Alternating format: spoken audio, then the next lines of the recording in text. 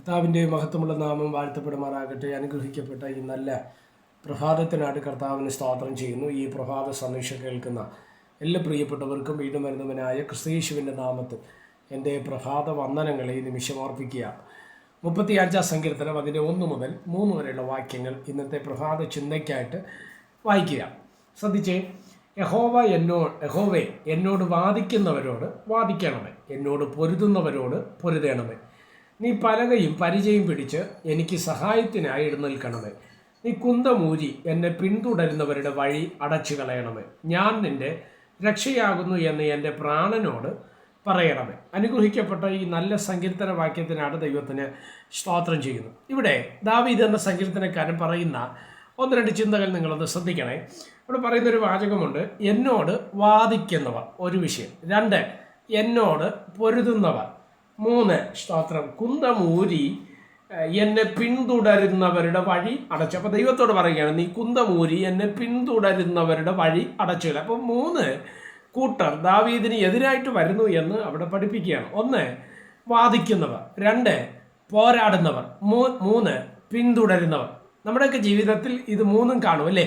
വാദിക്കുന്നവരുണ്ട്. എന്തുവാ? വാക്കുകൾ കൊണ്ട് കസർത്തി നമ്മളെ നശിപ്പിക്കാൻ, നമ്മെ തകർക്കാൻ ശ്രമിക്കുന്ന മേഖലകളുണ്ട്. ഒരുപക്ഷെ അത് നുണപ്രചരണത്തിൻ്റെ രൂപത്തിലോ മറ്റു വിഷയങ്ങളിലൂടെയൊക്കെ നമ്മളെ തകർക്കുവാൻ നോക്കുന്ന ചില മേഖലകൾ ഉണ്ട്. 2, കായിക ബലം കൊണ്ട് പോരാട്ടം നമുക്ക് ഇല്ല എന്നാണ് ബൈബിൾ നമ്മെ വ്യക്തമായിട്ട് പഠിപ്പിക്കുന്നത്. എങ്കിലും പല രീതിയിൽ നമ്മോട് പോരാടുന്നവരെ നമുക്ക് കാണുവാൻ തക്കവണ്ണം കഴിയും. അപ്പോൾ 1, നമ്മളോട് വാദിക്കുന്നവരുണ്ട്. 2, നമ്മളോട് പോരാടുന്നവരുണ്ട്. ഇനി ഇത് 2 കഴിഞ്ഞിട്ട് വേറൊരു കൂട്ടത്തെ 3 ദാവീദ് പരിചയപ്പെടുത്തുകയാണ്, ഞങ്ങളെ പിന്തുടരുന്നവർ ഉണ്ട്. സ്തോത്രം. ഇപ്പോൾ ശ്രദ്ധിക്കുക, ഈ 3 പോരാട്ടങ്ങൾ നമ്മുടെ ജീവിതത്തിലുണ്ട്. 1, വാദിക്കുന്നവരുണ്ട്. 2, പോരാടുന്നവരുണ്ട്. 3, പിന്തുടരുന്നവരുണ്ട്. ഈ 3 പോരാട്ട വിധങ്ങൾ നമുക്കുണ്ടെങ്കിലും നമ്മളെ രക്ഷിക്കുന്ന ദൈവത്തിൻ്റെ കരുതലൊന്ന് ചിന്തിച്ചേ. എന്തുവാ പറയുന്നത്? നമ്മളോട് വാദിക്കുന്നവരോട്. ആര് വാദിക്കും? നമ്മളൊക്കെ പലപ്പോഴും പറയാറുള്ള ഒരു കാര്യമാണ്, നമുക്ക് വേണ്ടി സംസാരിക്കാൻ ആളില്ലല്ലോ, എനിക്ക് വേണ്ടി വാദിക്കാൻ ആളില്ലല്ലോ എന്നൊക്കെ നമ്മൾ പറയാറുണ്ട് അല്ലേ? അഡ്വക്കേറ്റ് എന്തിനാണ് ഒരു കേസ് കോടതിയിലെത്തുന്ന സമയത്ത് ആ പ്രതിയുടെ ഭാഗത്തു നിന്നോ, സ്തോത്രം, അതുപോലെ പ്രൈസലോ വേറെ അതിൻ്റെ നേരെ ഓപ്പോസിറ്റുള്ള ഭാഗത്തു നിന്ന്, വാദിയുടെ ഭാഗത്തു നിന്നൊക്കെ അഡ്വക്കേറ്റുമാർ കോടതിയിൽ ഹാജരാകാറുണ്ട് അല്ലേ?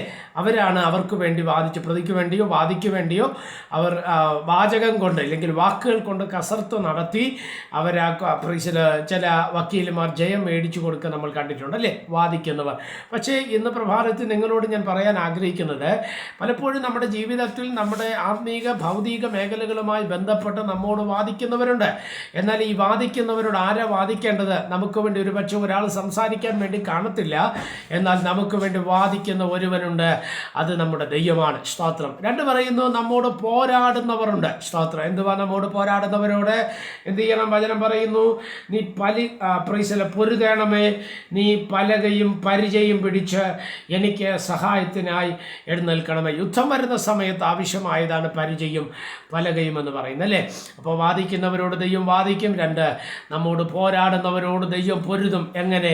പരിചയം പലകയും ഉപയോഗിച്ച് അവൻ നമുക്ക് വിരോധമായി വരുന്ന വ്യക്തികളോട് പൊരുതുവാൻ തക്കവണ്ണം ഇടയാകും. അടുത്ത് പറയുന്നൊരു കാര്യമാണ്, എന്നെ പിന്തുടരുന്നവരുണ്ട്. എന്നെ പിന്തുടരുന്നവർ. സ്തോത്രം. ചെല്ലാം അങ്ങനെയാണല്ലേ?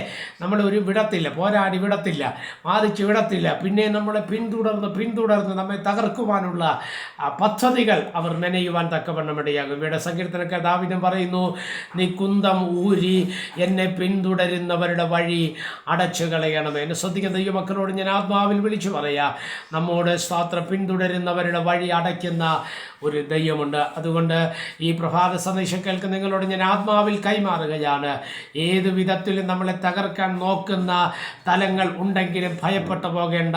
നമുക്ക് വേണ്ടി പൊരുതുന്ന, നമുക്ക് വേണ്ടി വാദിക്കുന്ന, നമ്മുടെ ശത്രുക്കളുടെ വഴി അടയ്ക്കുന്ന ഒരു ദൈവം നമുക്ക് വേണ്ടി ഉണ്ട് എന്നുള്ള കാര്യം മറക്കരുത്. പ്രാർത്ഥനയോടെ ആ ദൈവ പ്രവൃത്തിക്കായി കാത്തിരിക്കാം.